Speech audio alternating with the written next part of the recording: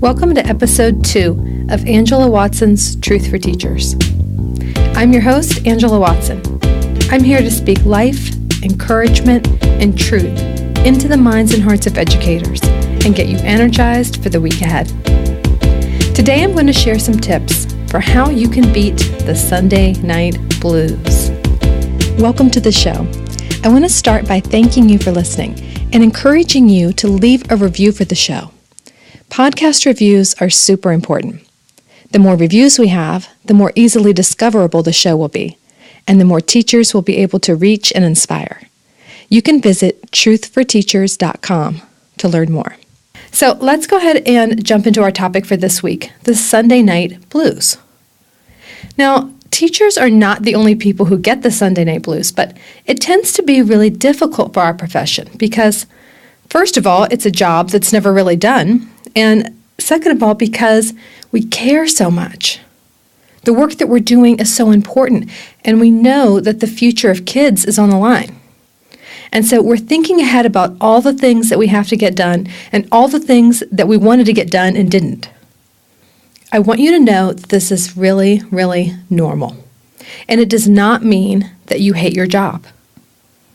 A lot of teachers who love their jobs still get this sense of anxiety on a Sunday night. Sometimes it even starts on Sunday morning or even on Saturday. You just wake up on the weekends with this feeling of dread because you're anticipating all the problems ahead. And you might even feel that you're wasting half your weekend worrying about the week ahead, and you're never really getting a break because you're always thinking about school. So today I want to give you a few tips to help you relax and enjoy your time off and be more productive when you do complete any work that you need to take home on the weekends. So first things first, don't leave school on Friday until you've prepared for Monday morning. It can be really tempting to just run out of the classroom as soon as possible, but I think you'll find, like I did, that you'll enjoy your time off a lot more if you know that you've already made Monday's photocopies, you've already set up all the supplies that you need for projects, and you know that your classroom is reasonably neat and organized. And when you leave school on Friday, knowing that you're not returning to chaos, it really goes a long way toward giving you some peace over the weekend. If you need to take schoolwork home on the weekends, I recommend waiting until the morning of to decide how much time you're going to allot to schoolwork. I find that if I make the decision in advance that, okay, I'm going to spend the whole day on Sunday getting all these lesson plans done, and then life happens, that creates more anxiety for me. It sets me up to be discouraged for the week ahead. I feel like I'm already behind and Monday hasn't even come. So I wait and see what's actually happening on Sunday. Maybe I'm not feeling well, or there's an emergency around the house, or maybe something really fun comes up and I don't want to miss it. I can make a realistic judgment about how much I'm really going to be able to get done that day. And then I could feel good about actually accomplishing what I planned instead of setting this crazy goal that I know is never going to happen. Now, keep in mind that you're going to have to choose an amount of time that fits your life. Don't base the amount of time that you spend working on weekends on how much work needs to get done, because teaching is a never-ending job. There will always be something more that you could do. So there's no point on trying to work until it's all finished. You're never going to stop working if that's what you do. Unless you have a special deadline, like report cards are due or something like that, choose how much of your free time on the weekend you're willing to dedicate to your work, and figure out how you can best structure that time in a way that really fits with your family life. Maybe you can steal 2 hours to work while your little one naps. Or maybe you can squeeze in an hour of work before your family wakes up and then do another hour after they go to bed. Just figure out what will make a little dent in your workload, what you can do that will make Monday go a little bit more smoothly, and do only that amount. I know that it sounds impossible to get everything done in just those little bits of time, but it can happen if you make your work time a true work-only period. If you choose to dedicate the hours of 2 to 5 p.m. to grading papers, then do it wholeheartedly. Don't check Facebook. Don't text a friend. Don't watch TV at the same time. I'm speaking from experience here. That will only prolong the amount of time that you perceive yourself as working. Before you know it, the whole day is going to be gone, and you'll be moaning about how all you did was work, when the truth is that you only worked for an hour or two. Staying focused is tough, but it's a lot easier for me if I know that I really am going to stick to that time that I allotted. If I'm really going to put away the work at 5 p.m., then I don't have time to go play around on Pinterest. And I know that I can go on Pinterest afterwards and not feel guilty about it. In a similar vein, you also need to set a time frame for thinking about school on the weekends.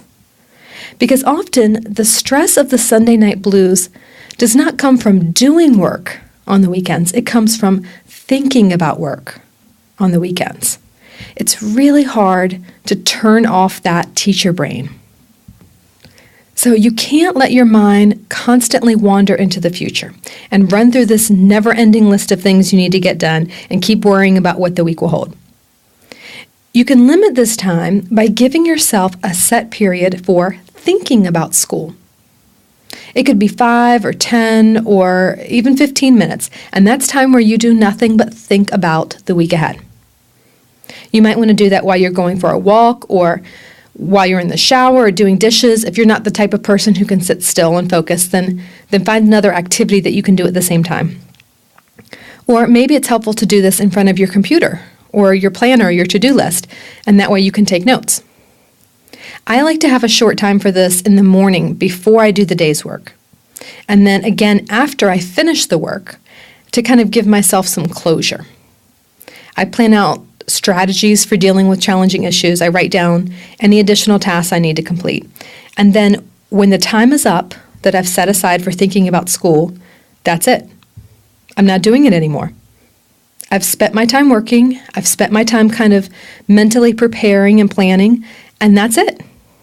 I'm cutting off that part of my brain that's thinking about school so that I can be present in other parts of my life.